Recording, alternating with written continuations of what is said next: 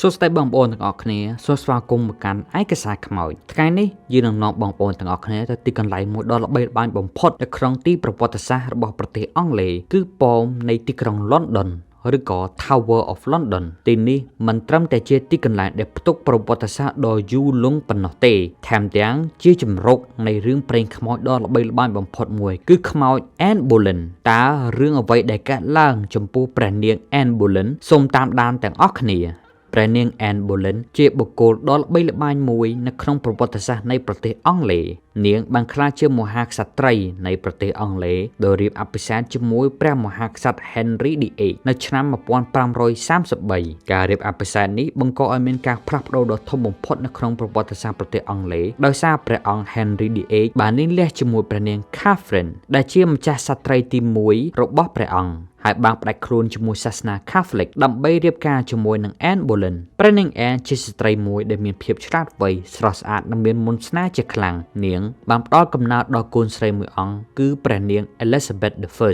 ដែលក្រោយមកបានក្លាយជាមហាក្សត្រីដ៏អស្ចារ្យមួយនៅក្នុងប្រវត្តិសាស្ត្រនៃប្រទេសអង់គ្លេសទោះយ៉ាងណាក៏ដោយជោគវាសនារបស់ព្រះនាង Anneពិតជាសោធនកម្មយ៉ាងខ្លាំងព្រះមហាក្សត្រ Henry VIII មានបំណងចង់បានបុត្រាដើម្បីបន្តរាជបល្ល័ង្កប៉ុន្តែព្រះនាង Anne មិនអាចផ្ដល់បុត្រាឲ្យព្រះអង្គបានឡើយទំនាក់ទំនងរបស់ព្រះអង្គទាំងពីរបានក្លាយជាភ្លើងឆាបឆេះមួយព្រះអង្គ Henry VIII បានចាប់ផ្ដើមចាប់អារម្មណ៍នឹងស្ត្រីដទៃនៅខែឧសភាឆ្នាំ1536ព្រះនាង Anne Boleyn ត្រូវបានចាប់ខ្លួនដោយបទចោទប្រកាន់ជាច្រើនដូចជាការក្បត់ជាតិការក្បត់ជាមួយនឹងបុរសផ្សេងទៀតរួមទាំងបងប្អូនប្រុសបង្កើតរបស់នាងផ្ទាល់និងការខុបខិតក្បត់ព្រះមហាក្សត្រថែមទៀតផងទោះបីជាគ្មានភស្តុតាងច្បាស់លាស់ណាក៏ដោយនាងត្រូវបានគេកាត់ទោសប្រហារជីវិតទីកន្លែងដែលនាងត្រូវឃុំឃាំងគឺ Tower of London ឬក៏ប៉មនៃទីក្រុង London នៅថ្ងៃទី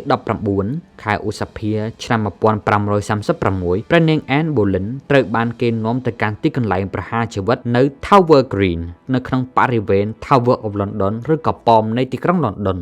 នាងត្រូវបានគេប្រហារជីវិតដោយកាត់ក្បាលដោយដាវមិនមែនដោយពូថៅទេនេះគឺធ្វើឡើងតាមសំណុំពររបស់ព្រះអង្គ Henry VIII ដែលបានបញ្ជាឲ្យយកអ្នកកាត់ក្បាលជំនាញពីប្រទេសបារាំងមកមុននឹងការប្រហារជីវិតព្រះនាង Anne បានថ្លែងសន្ទរកថានិងសូមជូនពរព្រះមហាក្សត្រ Henry VIII ឲ្យទទួលបាននូវសេចក្តីសុខសពរបស់នាងត្រូវបានគេកប់នៅក្នុង Chapel Royal of Saint Peter and Vencula ដែលស្ថិតនៅក្នុងបរិវេណប៉មនៃទីក្រុង London ដូចគ្នាការស្លាប់របស់ព្រះនាង Anne Boleyn ជាព្រឹត្តិការណ៍ដ៏សោកសៅនិងដ៏អាកំបាំងបំផុតនៅក្នុងប្រវត្តិសាស្ត្រប្រទេសអង់គ្លេសបន្ទាប់ពីការស្លាប់របស់ព្រះនាង Anne Boleyn មនុស្សជាច្រើនបានរាយការណ៍ថាបានឃើញវិញ្ញាណរបស់នាងនៅតាមទីកន្លែងជាច្រើននៅក្នុងប៉មនៃទីក្រុង London ជាពិសេសនៅជុំវិញ Tower Green ដែលជាទីកន្លែងដែលនាងត្រូវបានប្រហារជីវិតនិងនៅក្បែរ Chapel Royal of Saint Peter and Venculaការឃើញខ្មោចមួយដ៏ល្បីល្បាញបំផុតគឺការឃើញខ្មោចនៃព្រះនាង Anne Boleyn ដើរដោយគ្មានក្បាលដោយកាន់ក្បាលរបស់នាងនៅក្នុងដៃ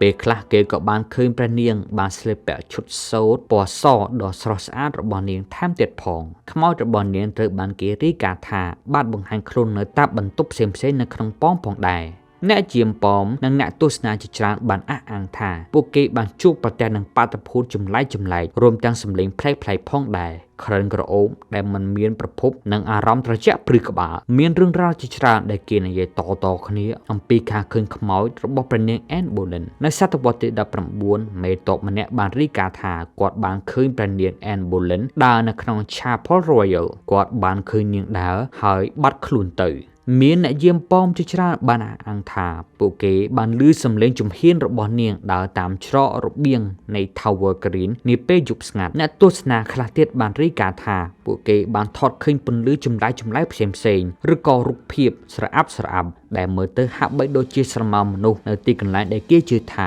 ខ្មោច Anne Boleyn តែបង្ហាញខ្លួនហេតុអ្វីបានជាខ្មោច Anne Boleyn នៅតែបន្តបន្លាចប៉មនៃទីក្រុង London មានទ្រឹស្ដីជាច្រើននិងជំនឿជាច្រើនដែលបានលើកឡើងមកទី1 ការស្លាប់ដោយអយុត្តិធម៌មនុស្សជាច្រើនបានជឿថាព្រះនាង Anne Boleyn ត្រូវបានគេកាត់ទោសដោយអយុត្តិធម៌ហើយវិញ្ញាណរបស់នាងមិនបានស្ងប់សុខនោះទេដោយសារតែការកាត់ទោសដោយអយុត្តិធម៌បែបនេះនាងបានស្លាប់ទៅទាំងក្តីឈឺចាប់និងកំហឹងជាខ្លាំងទី2ធម្មពលនៅសេសសល់អ្នកខ្លះជឿថាប៉មនៃទីក្រុង London គឺជាកន្លែងមួយដែលមានធម្មពលអវិជ្ជមានយ៉ាងខ្លាំងដោយសារតែមនុស្សជាច្រើនបានស្លាប់ដោយអយុត្តិធម៌នៅទីនោះធម្មពលទាំងអស់នោះក៏បានរក្សាទុកនៅវិញ្ញាណរបស់មនុស្សណាដែលស្លាប់នៅតំបន់នោះទី3រឿងនិទានផ្សេងខ្លះទៀតជឿថារឿងខ្មោច Anne Boleyn គ្រាន់តែជារឿងនិទានប៉ុណ្ណោះដែលត្រូវបានគេនិយាយតគ្នាដើម្បីទាក់ទាញភ្ញៀវទេសចរនិងបន្ថែមភាពអាថ៌កំបាំងដល់ប៉មនៃទីក្រុង London ទោះបីជាយ៉ាងណាក៏ដោយក៏រឿងនេះនៅតែមានឥទ្ធិពលយ៉ាងខ្លាំងទៅលើមនុស្សជាច្រើនមិនថាការជឿខ្មោច